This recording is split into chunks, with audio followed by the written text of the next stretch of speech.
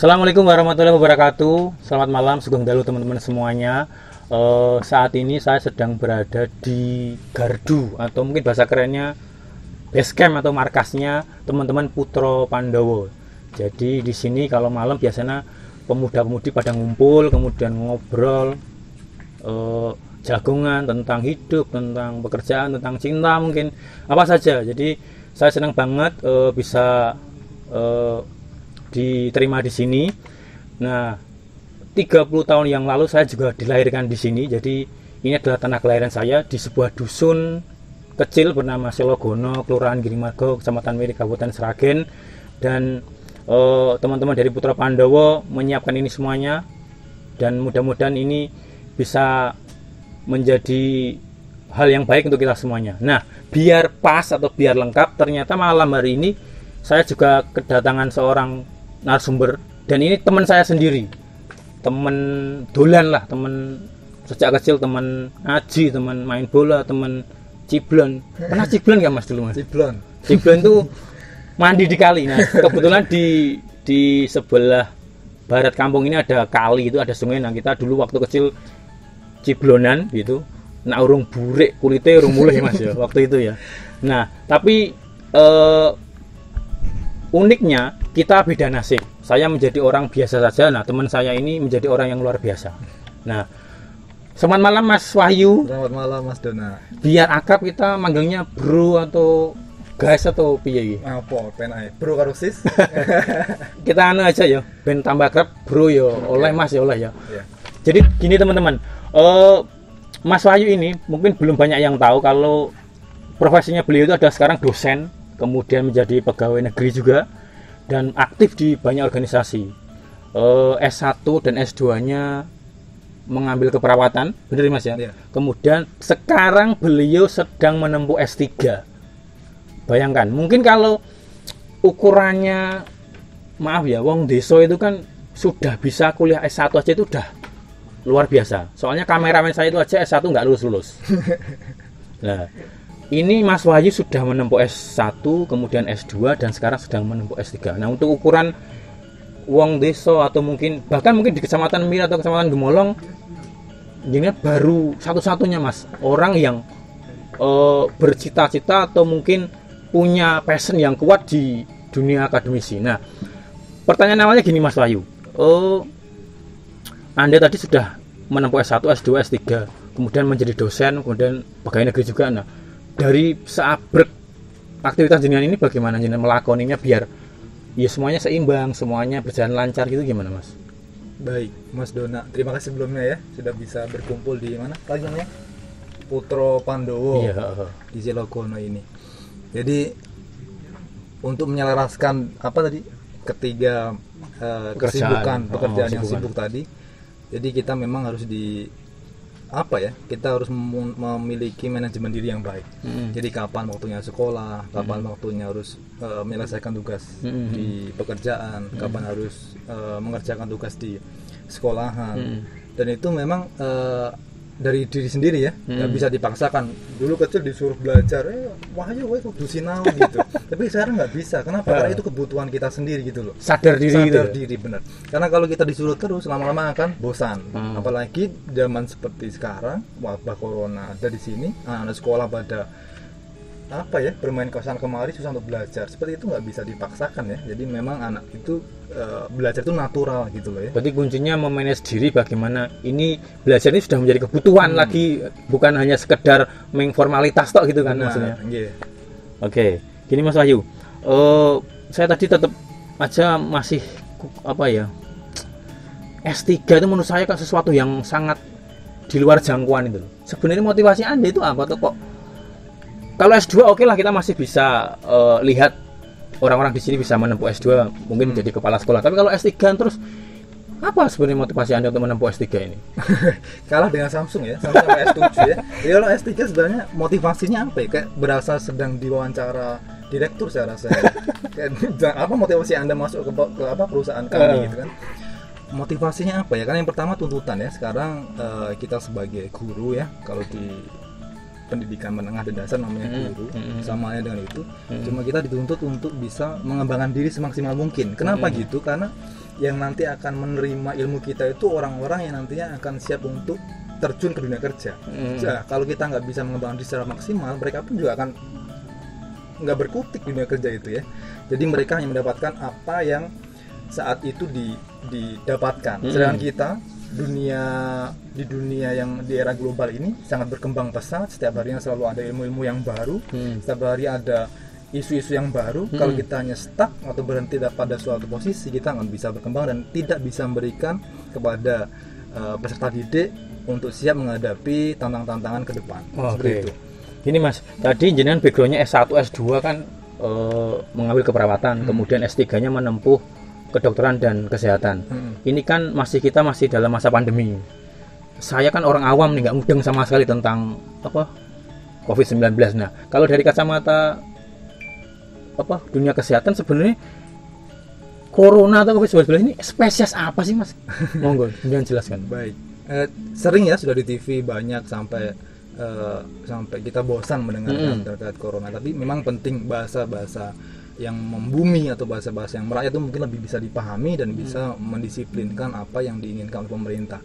Jadi corona itu sudah lama sebenarnya, sejak tahun 1964-an oleh seorang wanita ya ditemukan, itu namanya Almeida di sana. Corona itu adalah spesies virus ya, virus yang memang oleh Sang Pencipta, oleh Allah ya, makhluk hidup itu diberikan kemampuan untuk selalu mampu beradaptasi ya. Jadi corona itu tidak hal yang baru gitu loh. Jadi corona itu mampu untuk beradaptasi dengan cara merubah tubuhnya sendiri sehingga dia bisa survive, dia bisa bertahan hidup sampai sekarang ini. Tetapi dalam proses perjalanannya, corona ini pastinya mendapatkan halangan dan rintangan dari dunia kedokteran. Kemudian dia bermutasi lagi. Bermutasi itu apa ya? Pindah. Iya, seakan-akan dia seperti barang yang baru, padahal dia itu barang yang padahal sebenarnya udah lama gitu. Benar. Padahal barang lama, tapi kalau ditemui orang lagi itu barang yang baru sehingga dia bisa tetap survive dalam kondisi yang selalu berubah ini. Nah, corona ini atau yang disebut dengan penyakitnya COVID-19 atau coronavirus disease ya, yang dikeluarkan pada tahun 2019 ini, dia hidup di saluran pernafasan. Jadi kalau ada yang bilang nggak boleh salaman, kenapa sih? Ya karena itu penularannya yaitu melalui percikan dahak atau yang dinamakan droplet itu yang bisa masuk melalui saluran pernafasan. Dari mana itu? Dari mulut, dari hidung dan dari mata. Bukan tidak masalah untuk tidak jabatan tangannya ya, tapi dia itu bisa berpindah melalui tangan itu. Karena tangan kita nggak bisa diam kan ya. Kita pegang ini, kemudian ini dipegang oleh orang lain. Disitulah tempatnya. Kita harus berusaha semaksimal mungkin untuk bisa minimalkan agar kita tidak menularkan penyakit tersebut. Menularkan atau tertular? Tertular. Sama aja ya? Iya. Oke, gini Mas Ayu. Tadi kita udah bicara sedikit tentang spesies corona. Kemudian ini sampai sekarang itu pemerintah belum menemukan vaksin. WHO aja belum bisa memastikan. Kabar-kabar mungkin baru tahun 2021 ketemu. Sekarang gini, pemerintah menggaungkan atau menyuarakan tentang PSBB, kemudian social distancing, physical distancing, kemudian stay at home gitu. Menurut saya itu hanya akan bisa kalau dilakukan secara kolektif, nggak bisa secara individu gitu loh. Nah, apakah itu menjadi metode atau kiat pertama biar kita nggak terpapar COVID, atau memang sebenarnya ada loh hal yang paling basic atau paling dasar yang bisa kita lakukan biar kita tetap aman atau mungkin tidak tertular dari COVID-19? Ya, baik. Jadi semua regulasi dan semua aturan yang pemerintah keluarkan sebenarnya adalah baik ya. Cuma kadang kita dalam penerimaannya kita membutuhkan pemahaman yang mendalam. Jadi tidak serta-merta Anda tidak boleh berjabat tangan, Anda tidak boleh nongkrong berdekat-dekatan. Sebenarnya jaga jarak ya. Esensinya adalah virus corona itu menularnya melalui si droplet tadi. Nah, droplet itu bisa langsung muncrat ya Pak, muncrat langsung ke wajah jenengan misalkan, atau bisa jadi pas kita batuk pakai tangan. Nah, ini yang salah. Jadi selama ini kita batuk diajarkan dengan menutup pakai tangan. Nah, dalam kondisi seperti ini sudah sering diajarkan bahwa kalau ada batuk kita sekarang menggunakan lengan bagian dalam. Jadi menggunakan lengan bagian dalam agar supaya apa? Kalau tangan kita megang sesuatu itu tidak penuh dengan virus tersebut. Nah, yang paling penting adalah masing-masing individu mampu mengenali dan memahaminya, sehingga kita tahu apa yang harus kita lakukan, sehingga kita tidak panik, tidak cemas, tidak lagi takut untuk ketemu sama orang, tapi kita tetap menjaga dari atau memutus mata rantai dari si corona tadi, gitu, Mas. Oke, saya menyikapinya begini, Mas Wahyu. Hal yang pertama yang bisa kita lakukan adalah menjaga imun, gitu. Kalau tadi yang kita sampaikan tentang PSBB, social distancing itu kan sifatnya kolektif. Nah, individu itu kita bisa menjaga diri. Nah, ternyata wong-wong desa dulu atau mungkin mbah-mbah kita dulu sebenarnya sudah menerapkan atau sudah mengajarkan kita untuk bagaimana cara menjaga imun. Misalkan dengan makan makanan hijau, kemudian mengkonsumsi herbal, rempah-rempah, pohon-pohon. Nah, sebenarnya ini berkaitan nggak sih bahwa ternyata mbah-mbah kita dulu sebenarnya sudah prepare, sudah menyiapkan loh, tapi kita lupa atau kita malah nggak mau melestarikan gitu loh. Kalau dari kacamata jenengan pripun? Iya, karena memang corona memang nggak terlihat ya. Jadi manusia itu ada apa ya? Nggak kita ya. Jadi kadang manusia itu kan punya karakteristik ya. Kalau belum kelihatan bentuknya, maka kita nggak akan takut. Iya, kalau nggak kelihatan, seakan-akan tidak ada. Akan tidak ada dan seakan-akan itu hanya bualan atau mungkin itu hanya cerita gitu kan. Tapi terkait dengan mbah-mbah dulu yang sudah mempersiapkan hal itu, pastinya bahkan justru nggak cuma mbah-mbah ya, di zaman Nabi pun sudah disiapkan semua bahkan zaman Nabi dulu gitu ya. Jadi kadang ilmu sekarang itu sudah pernah dilakukan semuanya oleh Nabi, sesepuh kita dulu, ya, karena memang mereka tidak butuh suatu penelitian kadang, tapi karena kekuatan atau mungkin karena keimanan mereka yang sangat kuat, sehingga seakan-akan mendapatkan hikmah atau mendapatkan suatu wahyu ya, sehingga mereka melakukannya. Dan itu terbukti dengan penelitian di zaman sekarang ini sangat luar biasa. Kalau saya melihat suatu penelitian terbaru dan itu itu menjawab dari tindakan-tindakan yang sebelumnya, itu memang ini luar biasa gitu. Termasuk gini, dulu sebelum ada corona ini muncul gitu ya, saya itu memberikan edukasi ke masyarakat itu untuk agar selalu PHBS ya, perilaku hidup sehat dan bersih itu. Setiap hari cuci tangan, setiap hari harus gosok gigi itu. Paling pulang-pulang mereka lupa.